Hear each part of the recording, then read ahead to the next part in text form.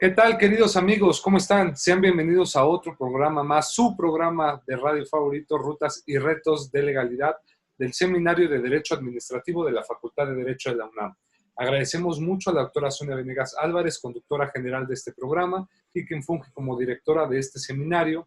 No puede acompañarnos por sus varias tareas, pero el día de hoy está su amigo Juan Negrete y tengo el honor de llevar esta entrevista, esta cápsula.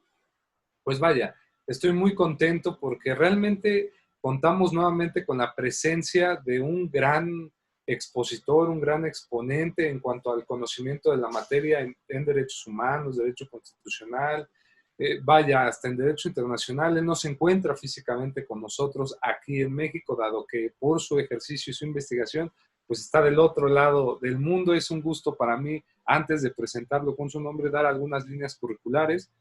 Él es abogado, doctor en Derecho por la Universidad Pompeu Fabra, investigador en el Departamento de Derecho Constitucional de la Universidad de Barcelona y es experto también, entre muchas otras cosas, en Derecho de Migrantes, como se los decía, en Derecho Constitucional, Derechos Humanos.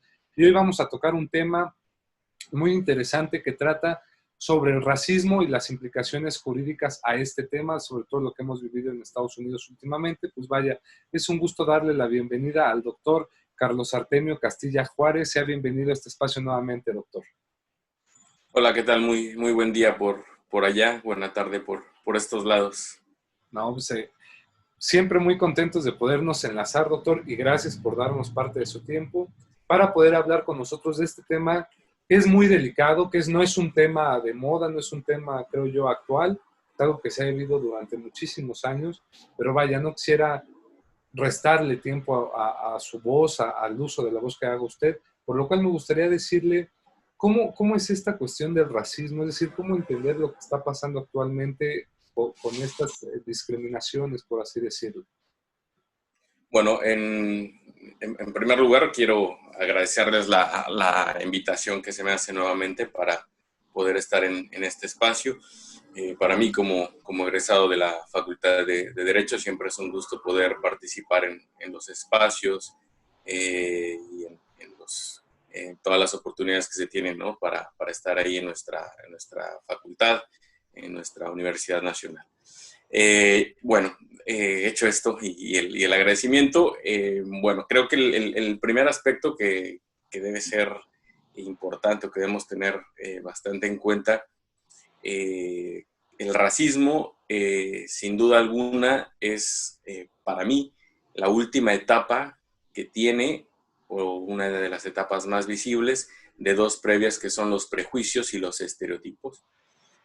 ¿Por qué digo esto? Porque el racismo ya es la expresión, en muchos casos violenta, en muchos casos simplemente, digo simplemente, pero tampoco es una cuestión menor, con exclusiones, restricciones, limitaciones de derechos de personas, ya sea por sus características personales, étnicas, color de piel o alguna otra razón que nos hace tratar o intentar tratarlos de manera diferente, de manera denigrante por su dignidad.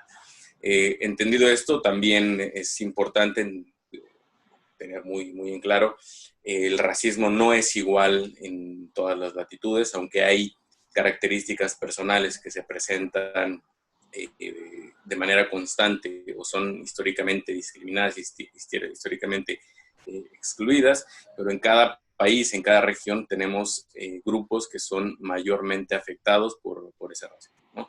En estas últimas semanas, por lo ocurrido en Estados Unidos, parecería que el racismo solo existe en Estados Unidos, ¿no? Que es un problema de ese país.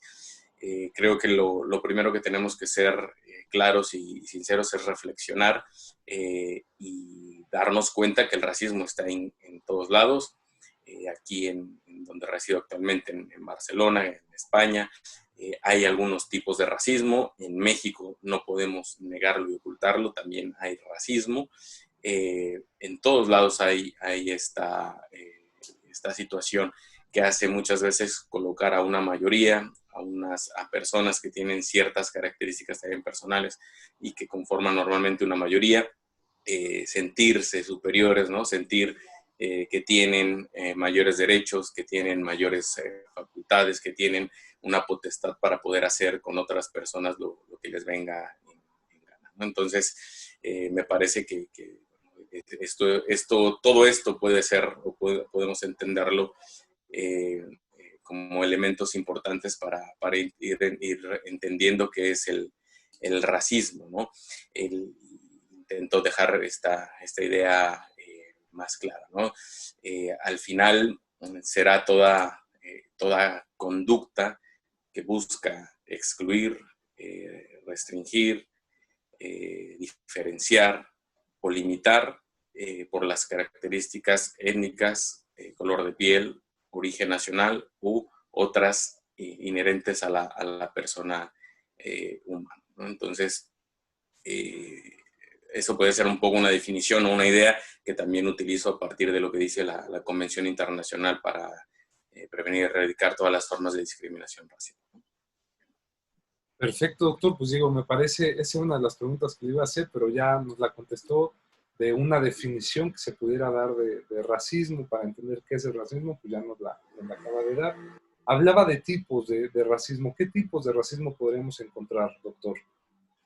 Bueno, de tipologías, digamos que hay desde el simple hecho de actos que aparentan superioridad, ¿no? Frente a una persona que es diferente a nosotros.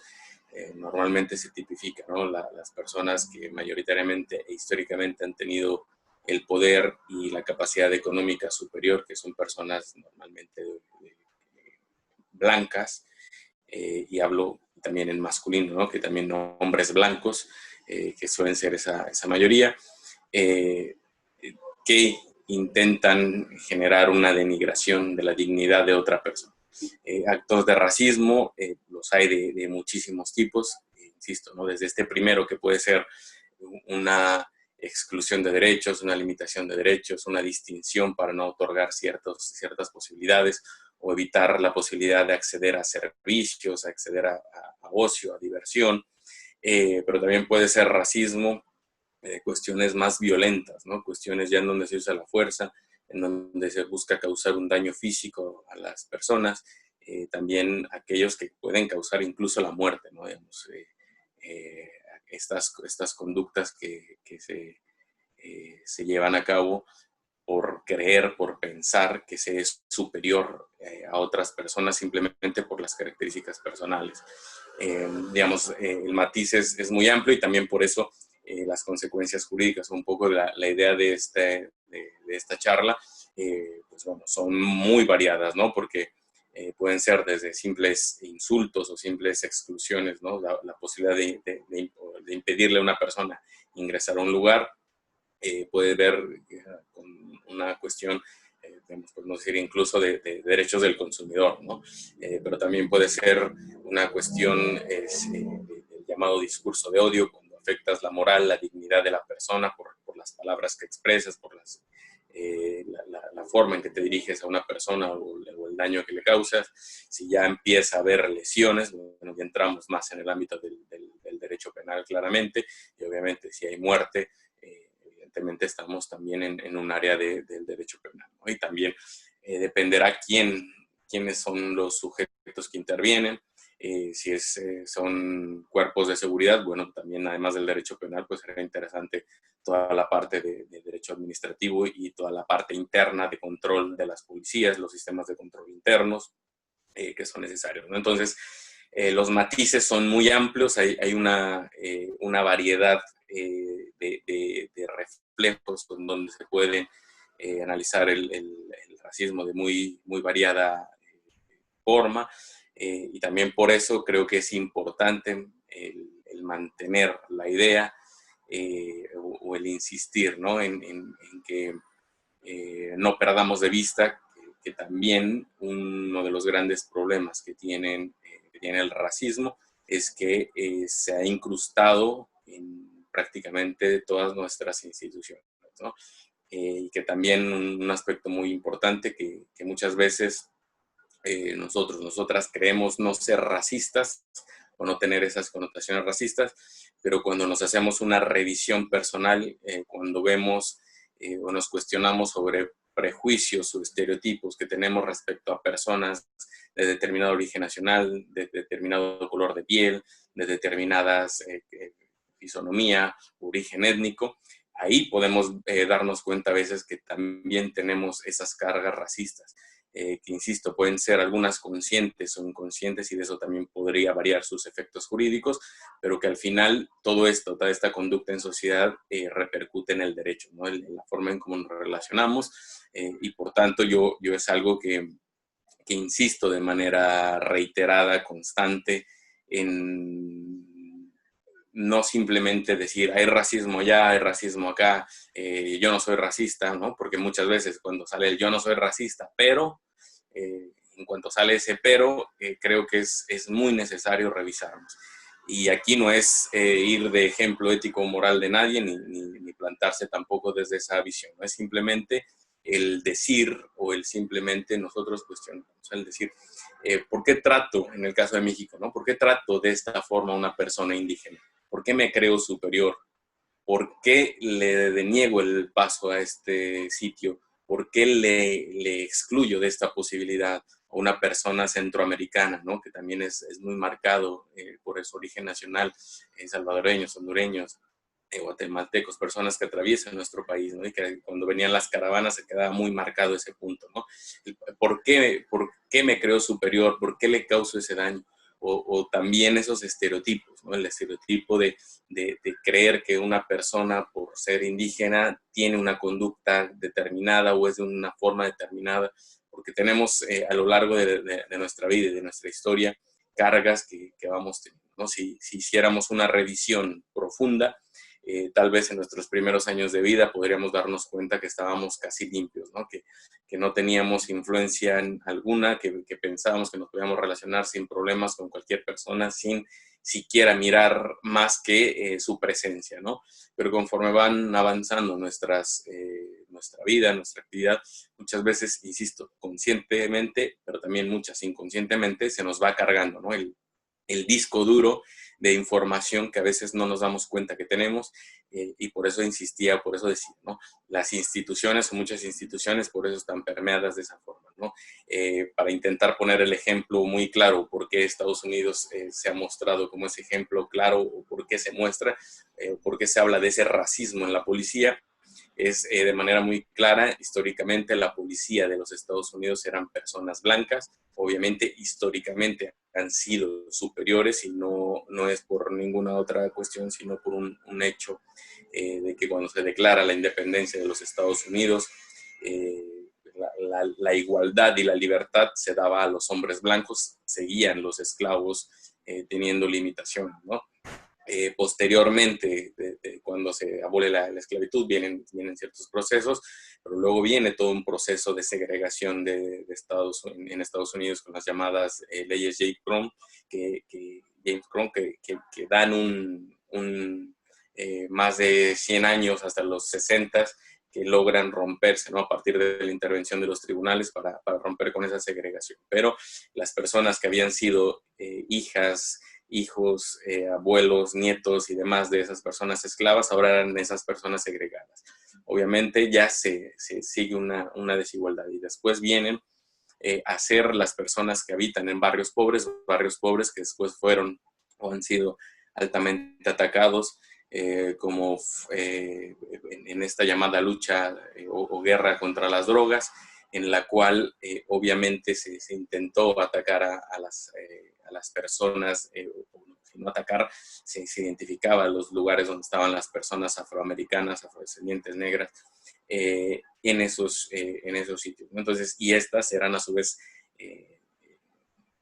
descendencia de las segregadas, que a su vez eran de los esclavos, ¿no?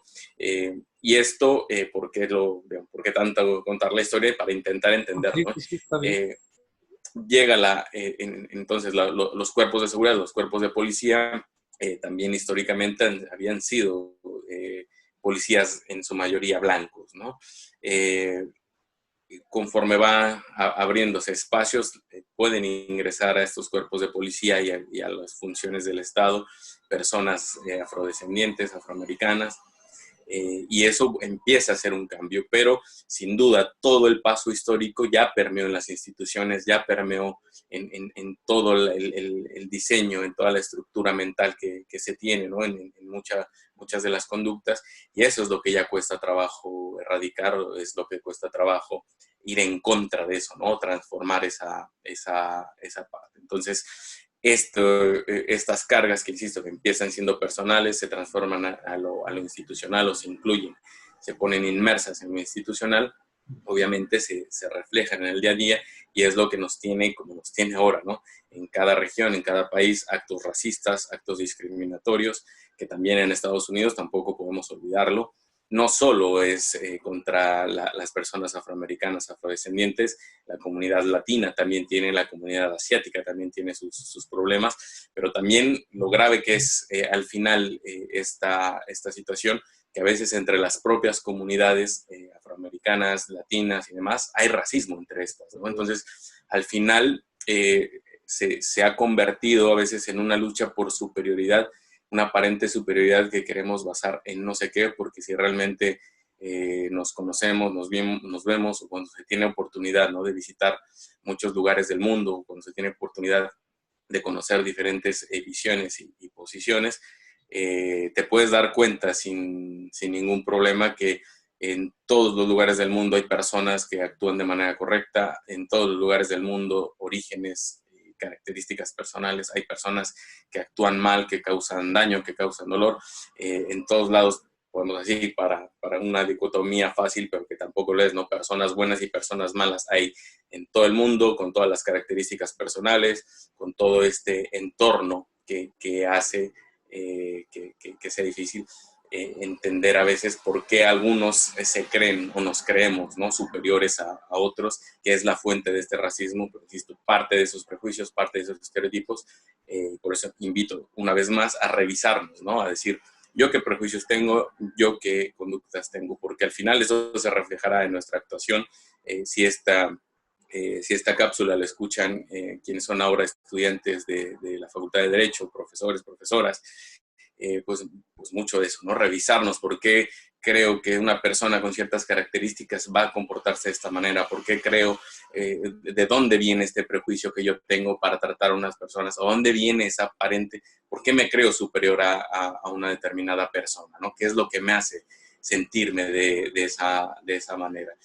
Creo que eso es importante, insisto, con estudiantes y con profesores, además la comunidad universitaria, porque al final en la universidad, en la facultad, pues seremos o somos muchas veces esa posibilidad de cambio, esa posibilidad de aspirar a mejores opciones, a mejores espacios de vida, de calidad de vida, de esperanza de vida, y bueno, lo que nuestras actuaciones ojalá no estén marcadas, ¿no? Por estos prejuicios, estereotipos y ese racismo, porque muchos serviremos de manera pública, daremos servicio a una comunidad, atenderemos problemas, y creo que debemos ir con esta mente, ¿no? en claro, de que no tenemos por qué dejar afuera a nadie, que los derechos humanos, los derechos fundamentales, en México ya derechos humanos en la Constitución claramente, incluyen a toda persona, no es simplemente para insistir en esta parte.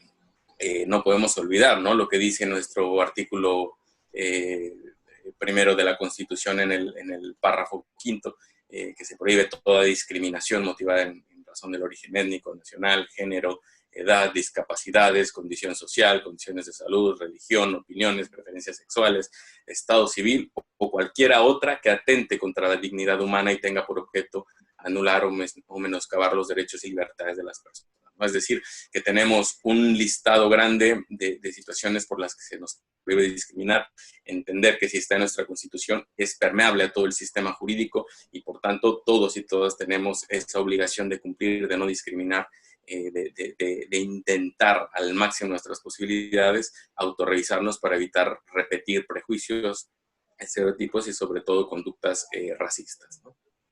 Pues doctor, vaya, ahorita nos acaba de dar algo que suena fácil, pero no lo es, porque resumir todo lo que nos acaba de decir en tan poco tiempo, pues vaya, es algo muy loable y creo que dio mucho en el punto. Sin duda alguna, nos acaba de dar una pincelada de cómo ha sido este devenir histórico de Estados Unidos, que ahorita fue quien puso nuevamente este foco de atención racista, sin dudar que pues obviamente ya existía, ¿no?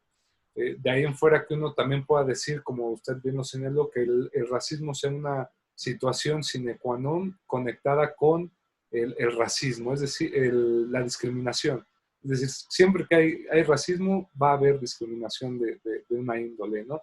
De ahí que me gustaría preguntarle de manera breve esta parte de por qué ahora, o sea, por qué se tomó nuevamente este movimiento. Es decir, si bien es cierto en Estados Unidos con el lamentable caso que pasó con Floyd, esto vino a despertar nuevamente movimientos sociales en el mundo respecto al tema y otra vez como decir, mira, sufrimos racismo, ¿no?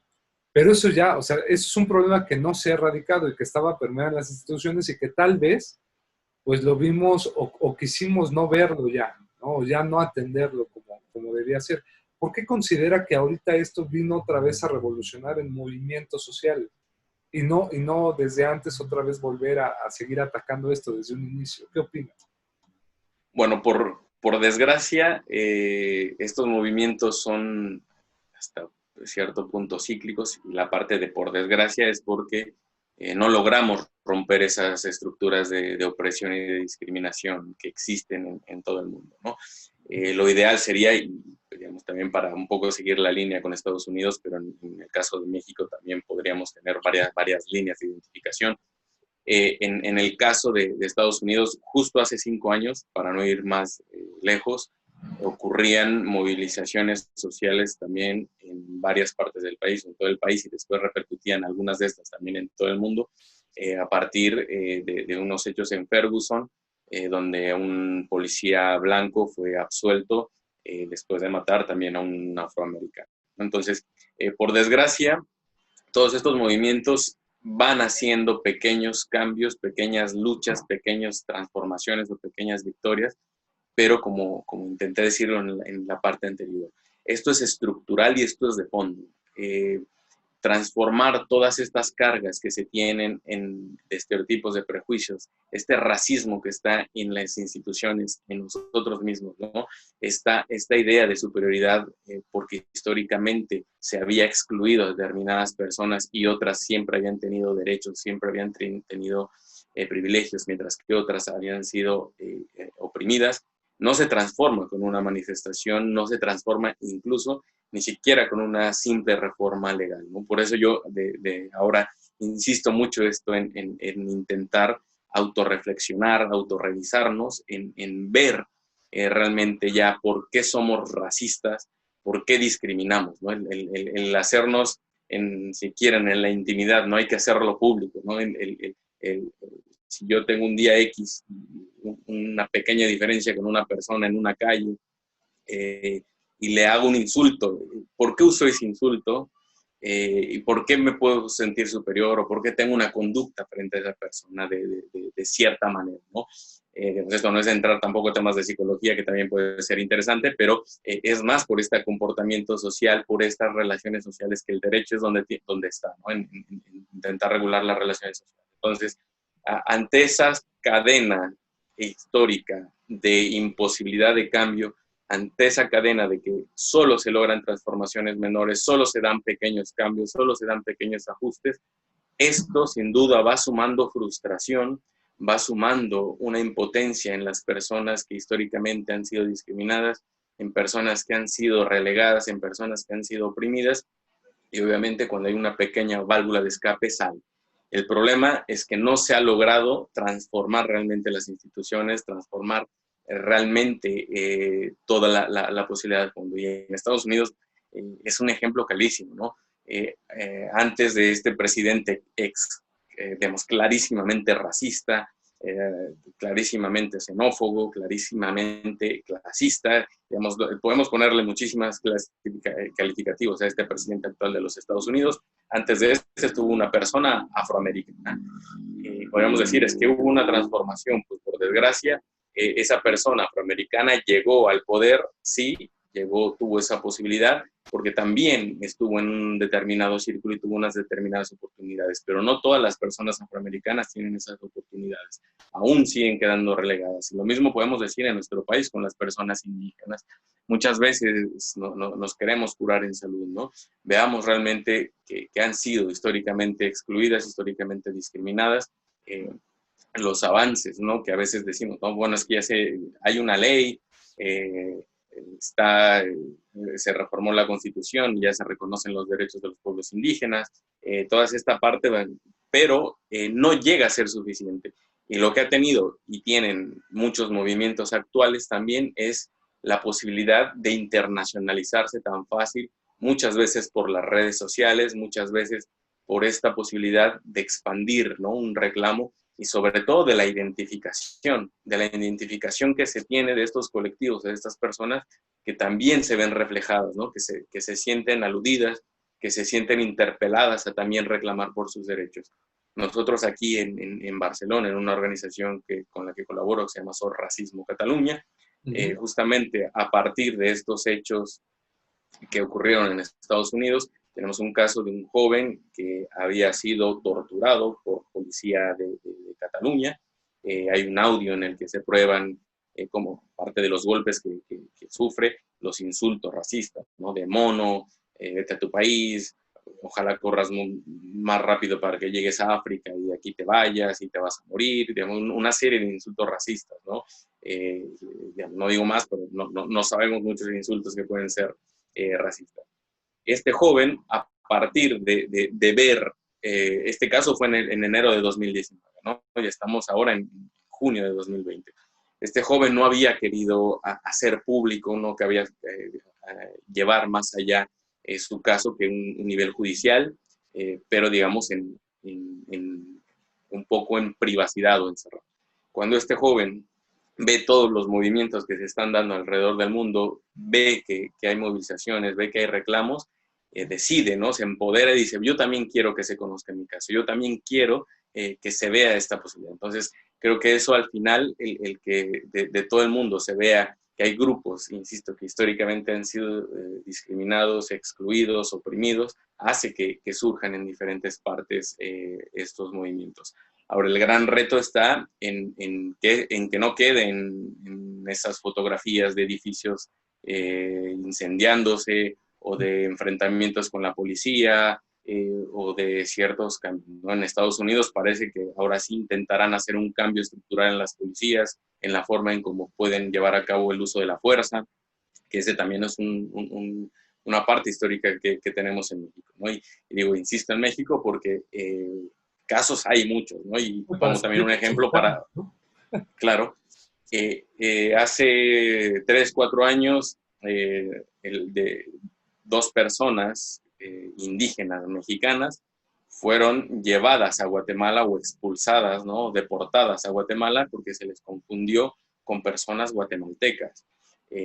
¿Por qué digo esto? Porque es relevante, pues porque el Instituto Nacional de Migración y la policía que previamente les había detenido porque no hablaban el español, porque hablaban su lengua indígena, les pareció bien que por esa apariencia no eran personas mexicanas y se les puso fuera del país. Después ya se logró establecer, la Comisión Nacional de Derechos Humanos se pronunció, hubo por ahí un tribunal que también, pero al final tenemos esas cargas, ¿no? Tenemos esos estereotipos, tenemos esas formas que tratamos a unas personas que consideramos son excluidas o que tienen menos derechos porque creemos ser superiores. Entonces, al final, cuando estas personas logran tener esa identidad, cuando esas personas logran tener ver que en otros lados también están intentando reivindicar derechos, pues es la manera o la forma en la que pueden salir, ¿no? A reclamar sus derechos. Entonces, por eso creo que a veces logra extenderse. El reto al final, insisto, además sería no solo quedar en esas imágenes, sino en realmente poder hacer transformaciones de fondo, insisto, una parte es la ley, pero hacer leyes o hacer nuevos protocolos de actuación no lo es todo. Insisto, tenemos que hacer esa revisión más profunda en intentar humanizar, ¿no? El comportamiento en general, el entender que todos y todas somos diversos, pero tenemos los mismos derechos, en que podemos tener diferentes colores de piel, diferentes orígenes. A veces el origen solo se sabe cuando enseñas un pasaporte, si no, no tienes idea de dónde es, pero, o a veces cuando saben tu nacionalidad, a partir de eso te cargan de ciertos prejuicios o estereotipos, lo cual hay que revisarlo, ¿no? Entonces, esta transformación es muy de fondo, es realmente estructural, ¿no? El ver dónde tenemos anclados esas deudas históricas de exclusión, de opresión frente a determinados grupos, y ese es el reto, creo que actual, Okay. ¿no? No solo más movilizaciones, no solo más leyes, sino una concientización. Una gran oportunidad siempre está en el sector educativo, con los niños y niñas en los primeros años de estudio, ¿no? En el kinder, en el caso de México, ¿no? El jardín de niños, y después en los primeros años de primaria en México sería un reto importante el no crear escuelas gueto, el no crear escuelas a partir de ciertas clases sociales o a partir de ciertos orígenes, sino realmente poder generar escuelas diversas en las que todos y todas los niños y niñas se pudieran conocer, se pudieran entender, pudiéramos ir rompiendo esos prejuicios, ¿no? Esto que digo, sé que suena muy romántico, muy fácil, es muy difícil, es muy de fondo, pero bueno, y si no, bueno, si ya llegamos a la universidad y tenemos esas cargas, bueno, aún estamos a tiempo, ¿no? Y en la Facultad de Derecho de revisarnos, de por qué hago este tipo de comentarios, de por qué creo insultar cuando llamo a una persona, eres un indio, ¿no? O sea, ¿por qué creo que eso es un insulto cuando es una característica personal? O porque si quieres, ¿no? Como ahora hace unos días salía también en México, prieta o prieto, ¿no? O sea, ¿por qué creo que eso es un insulto, ¿no? El color de piel de una persona, ¿por qué creo que eso insulta? ¿Por qué creo que eso agrede? En hacer ese tipo de revisiones creo que es bastante importante, ¿no? Ok, y por ejemplo, maestro, yo ya para ir, como dicen, ir concluyendo estas partes, pero no quiero dejar de tocarlas, porque pues es parte del tema. ¿Qué implicaciones jurídicas, ya nos mencionó algunas, pero qué implicaciones jurídicas tendríamos, por ejemplo, en dos ámbitos? Primero me gustaría tocar el ámbito internacional, es decir, ¿qué instrumentos jurídicos tenemos a nivel internacional, por así decirlo, como para poder evitar el racismo o combatir el racismo? Y de ahí ya irnos a un plano nacional, en el cual, pues obviamente ahí sería otro programa, ¿no? Porque tendríamos una reingeniería de todo el sistema jurídico mexicano, y no solo en México, sino de sus diversos países. Pero para ir dando unos toques a nivel internacional, ¿qué tenemos, maestro?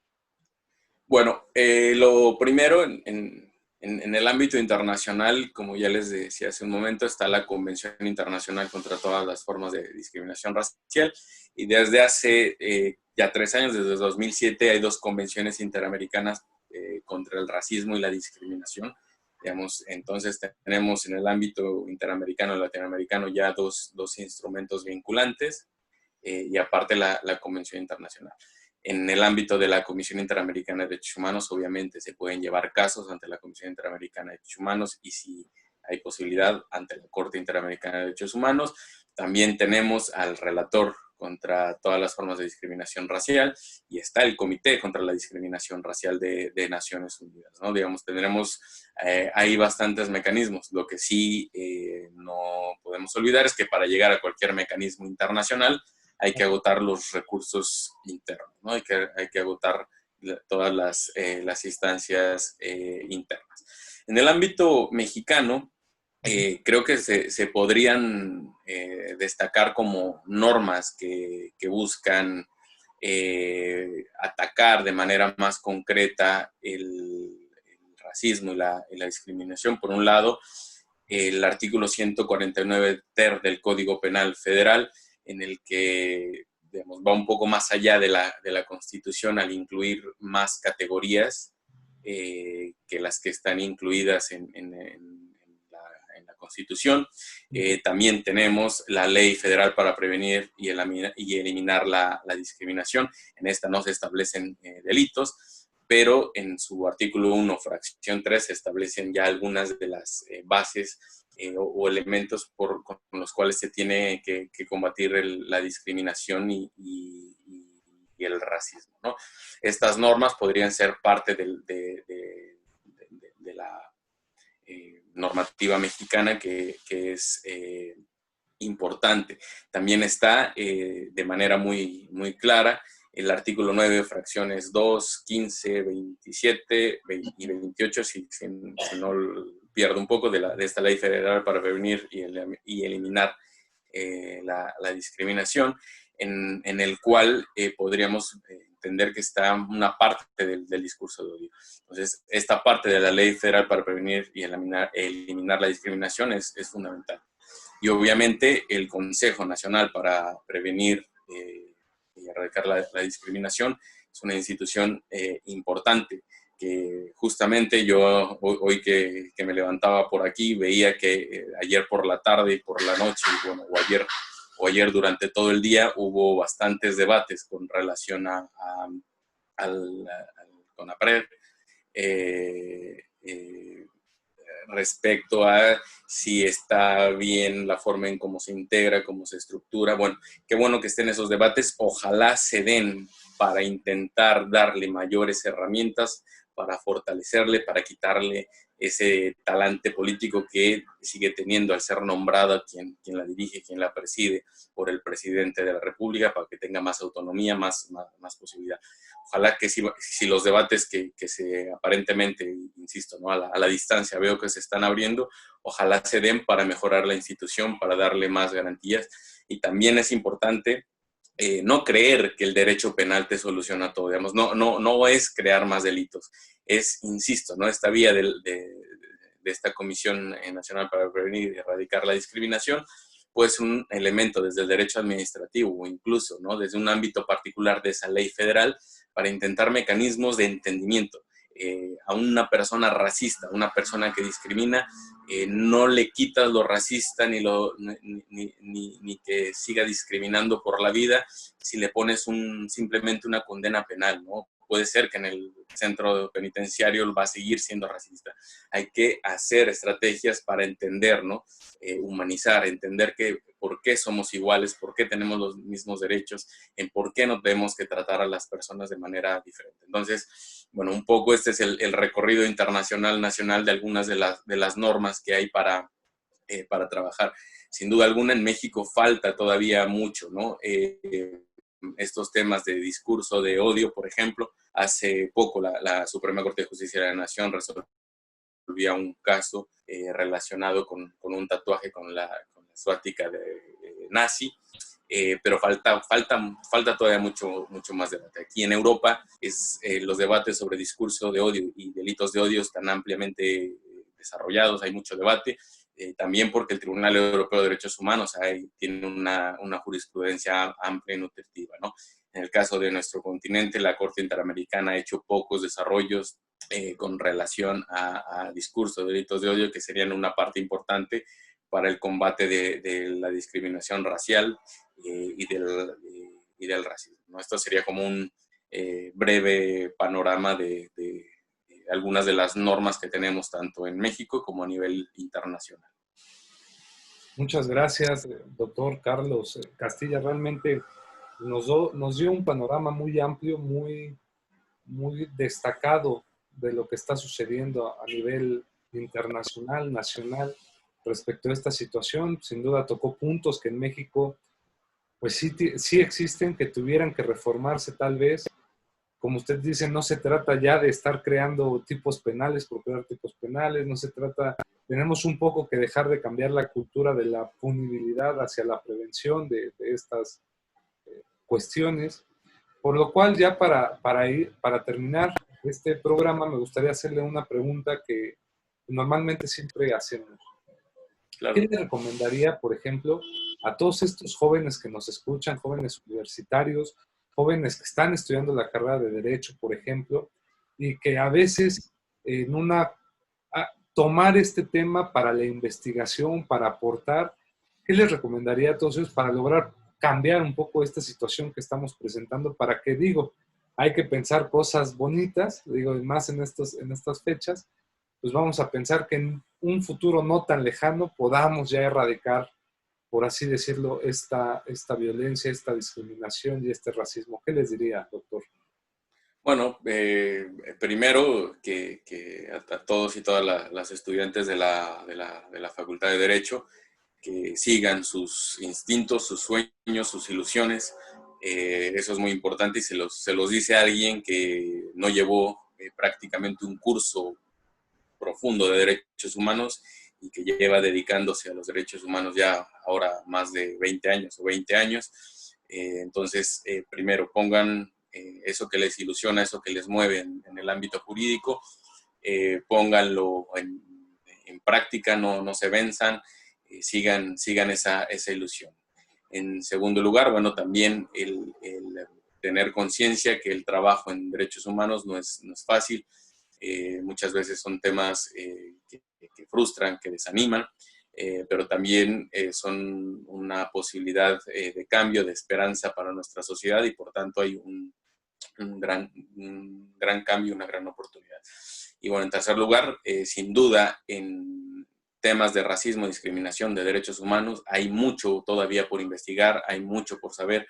En el caso de México, como insisto, hay mucho todavía por desarrollar normativamente, por desarrollar desde la investigación, desde el hecho de que negamos, ¿no?, muchas veces ser racistas o discriminar en el país. Entonces, básicamente, en el invitarles que conozcan, que aprovechen el estar en la Facultad de Derecho de la UNAM con esa oportunidad de diversidad, de intercambio que genera la UNAM, que abran su mundo, si tienen la oportunidad de participar en actividades internacionales, que lo hagan justamente para conocer y abrir su mundo, sus expectativas, que no dejen de intentar entender que el derecho puede ser una herramienta de transformación, que no debe ser una herramienta de opresión, que tiene que ser una herramienta para que todos y todas gocemos de los mismos derechos, por alcanzar esa anhelada justicia tan difícil de definir. Y bueno, simple y sencillamente eso, ¿no? Que miren dónde están, que están en la Facultad de Derecho de la UNAM, y eso les abre una infinidad de oportunidades para estar en donde quieran, hacer de su vida profesional prácticamente lo que quieran. Es echarle ganas, es ponerse adelante, es siempre intentar dejar en alto, ¿no? Sí, la institución, pero también todo lo que rodea de manera personal, en sacar lo mejor de sí. Y bueno, yo con todo gusto a todas y todas les espero en el ámbito de los derechos humanos, les espero en este trabajo. Hacen falta muchas manos, muchas ideas, hace falta mucho por lograr la igualdad, la justicia, la paz, la equidad, la libertad, ¿no? Por todos estos valores que muchas veces nos inculcan en la Facultad de Derecho o que tenemos. Así que todas y todas bienvenidos a esta lucha, a este camino, ¿no? Por intentar un mundo mejor. A veces digo este mundo utópico, pero si no es con utopías, no sé dónde estaríamos hoy, ¿no? Así que, bueno, ya ahí tendrán mis datos.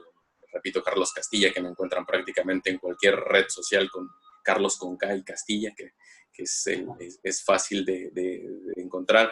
Si se quieren poner en contacto conmigo también para ideas o para tener un intercambio, con todo gusto estoy a sus órdenes y pues gracias por esta oportunidad. No, pues gracias a usted y vaya, que nos lo dice es una persona que sabe de lo que habla, que tiene referencia de lo que dice y pues vaya, tenemos a una gran persona, no físicamente en México, sino en España, trabajando con todo esto, y ese es usted, así que realmente le agradecemos siempre su tiempo, sabe que es amigo de este programa, es amigo de todos nosotros, y cuantas veces quiera su espacio, y ojalá lo tengamos muy pronto con otros temas, ya que sin duda alguna tenemos que actualizarnos, y una de las formas en las que nos podemos actualizar es a través de estos medios. Agradecemos mucho al doctor Raúl Juan Contreras Bustamante, director de la Facultad de Derecho de la UNAM, al maestro Ricardo Rojas Arévalo, director de Educación a Distancia, a la doctora Sonia Venegas Álvarez nuevamente, pero sobre todo a nuestro invitado, al doctor Carlos Castilla. Muchas gracias por su tiempo, por su disponibilidad, y desde aquí reciba un fuerte abrazo y esperemos vernos pronto. Muchas gracias y igual el agradecimiento a todos y todas por allá y seguimos en comunicación.